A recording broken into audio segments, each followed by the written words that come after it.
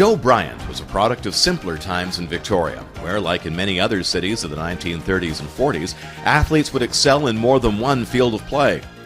Although he was blessed as a young man with considerable abilities for pitching a softball, scoring or blocking goals in lacrosse, and rippling the twine with a basketball, Joe took his talents behind the bench and continued his winning ways on the Victoria sports scene for many years.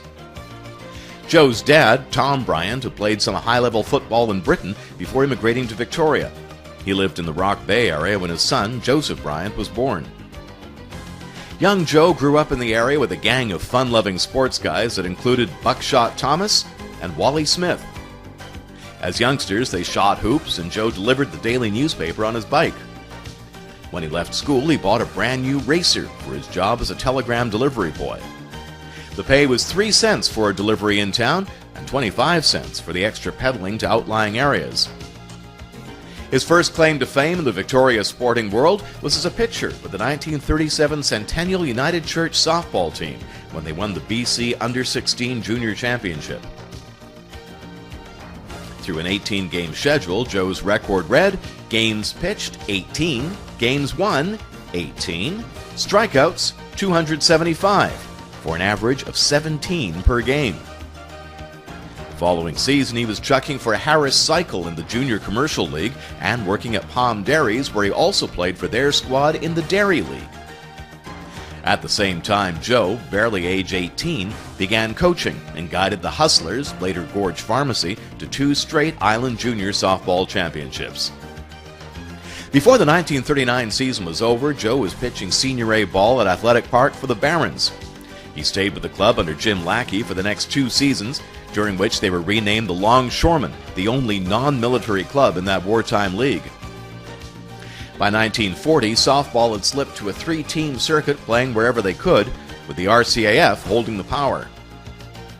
The war cut into all Victoria sports programs except baseball, where huge crowds of mostly military men attended the games at Athletic Park when the Army, Navy, Air Force, and Victoria Machinery Depot held their own war. In 1941, Lackey secured the sponsorship of Dexter Lewis and his Tommy Tucker's restaurant. In their initial season, they ran up an amazing 20-7 record, but still came in second. They beat Douglas Tire in the semifinals and then lost to the RCAF.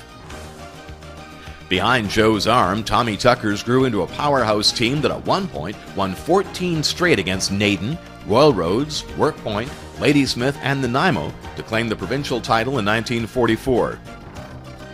The battery of Bryant and Harris played a big part in putting up a 30-2 record to win a second BC championship in 1945. When the war ended, Lackey signed returning servicemen like Porky Andrews, Norm Baker, and Vic Dale.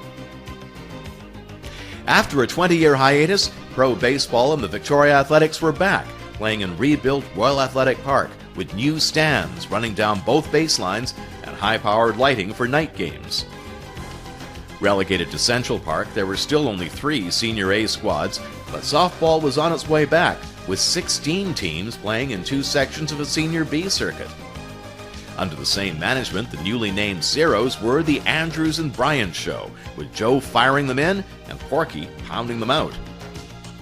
More than 1,000 fans saw them capture the city fastball title in 1948, and then split the first 2 games of the BC playoffs against the Vancouver Mandarins before dropping the tiebreaker in Vancouver. A new, younger, up-and-coming timber service team, with Wally Smith as manager and Joe coaching, added young Doug Hudlin and Bernie Clarkson. Then they stepped up to beat the popular Chinese students team in the Island Final. Behind Joe's pitching, they overpowered the Vancouver Ashers 3-1 to win the 1949 BC Crown. Pitzer and Nex, a longtime supporter of Victoria baseball, stepped in to sponsor Coach Joe and his squad for a season. Then they became the Capital City Service Team. Better known as the Gasmen, they were the city and island champs in 1951. In '53, the Gasmen were island champions once again, but lost out in the BC tournament final to the Vancouver Girodes after an extra tie-breaking game before 6,000 fans at Capilano Stadium. Central Park softball was big and getting bigger. Well-balanced teams made for tough competition, with each team having its fan favorites and the characters they loved to jeer. 1,500 fans watched when Eddie Feigner, the king and his court, came to town. Known for keeping opposing batters on their toes, Joe Bryant was part of 4 BC softball championship teams as a player, but stacked up more titles as a coach. 1954 was the start of Joe Bryant's best years in ball. He was the manager and coach of Cease Fletcher's ball club when Central Park fastball began outdrawing pro baseball. Fletcher's outgunned Victoria City, Arrow Furniture, Chinese Students, and the Navy. With Barry Jackson as ace moundsman and Bernie Clarkson the big hitter, they went on to win the BC Crown 2 years in a row. And the following seasons, under the Gorge Hotel sponsorship and with Ed Foychuk and Wiebe pitching, they repeated as provincial champions 4 more years in a row. For Joe, that made a grand total of 14 BC championships as a player or coach. A high-scoring lacrosse player at the junior, intermediate, and senior B level, Joe also spent a fair amount of time defending the goal in his younger days.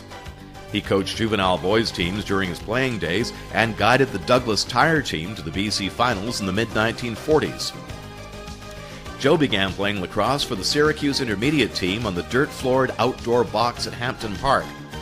Then he saw action with Vic Sampson's Saanich Young Liberals. By 1940, Boxall moved indoors at the Willows Sports Centre, and Joe, who was equally good as a goalkeeper or a goal-getter, was playing for Art Chapman's Owl Drug Juniors. Once, after winning their preliminary game, Joe was picked up to play in the following senior game for a woefully weak alert service team. The opening game of the city playoffs, he grabbed the headlines when they downed the Jokers 12-11. He later played for the Jokers when they won the BC Intermediate title over Ladner at Willows in 1943. Joe signed a senior form with Douglas Tire, but when the war depleted the rosters, they combined with the James Bay squad, and in a game against Navy, Joe recorded a rare shutout. That was in the days of larger goals and smaller pads. When the Victoria All-Stars hosted the mighty Vancouver Burrards at the Willows, Joe, one of the lightest players on the floor, was Victoria's leading goal-getter with 4. After a fire destroyed the sports center and the adjoining ice rink building, lacrosse moved back outdoors to Stevenson Park in 1945. Joe played there for the Jokers when their intermediate team won the BC Crown. A new goalie had signed on, and Joe was a welcomed addition to their attack, netting 5 against the Navy squad. On the basketball court, Joe Bryant played on teams with colorful names like the Tommy Tucker's Red Hots and Black and White Taxi. His court career began in 1938 with a gang playing intermediate basketball for the Cloverdale Aces. The next season as the Alcos, they formed an affiliation with the Dominoes and played as an outlaw team. They played an exhibition schedule against local clubs, as well as barnstorming up island and to the mainland in Joe's well-known Model T Ford. The Bandit Players were reinstated in 1940 and played in Intermediate A for Wally Smith's Douglas Cafe Club. Their season highlight was a week-long up-island road trip in that Model T. During the early 1940s, Wally's team became the Tommy Tucker Red Hots, and they burned up the Intermediate League. Later, Porky Andrews would join the Red Hots as their playing coach, and the Tommy Tucker gang were the hottest squad on the hardwood. The Dominoes won the Canadian title in 1939 and again in 42, but with the war on, the Dominoes folded, and the local Senior B League was reduced to 3 teams. Also, the Smith-Bryant combo, one of Victoria's most palsy sporting partnerships, was nearly broken up all over a color difference. Wally began a new team under the Black and White Taxi name, while Joe stuck with the Red Hots. But before the season was over, Joe was on the Black and White roster and among the league's leading scorers. Joe also saw action with Butler's Aces in a suburban Senior B League, where he partnered with the Sluggett, Ben, and Turner boys before going to work at the VMD shipyards playing for their team. By 1946, a strong 6-team local league had reformed, with the Legion and Joe's Black and White team deadlocked at the end of the season.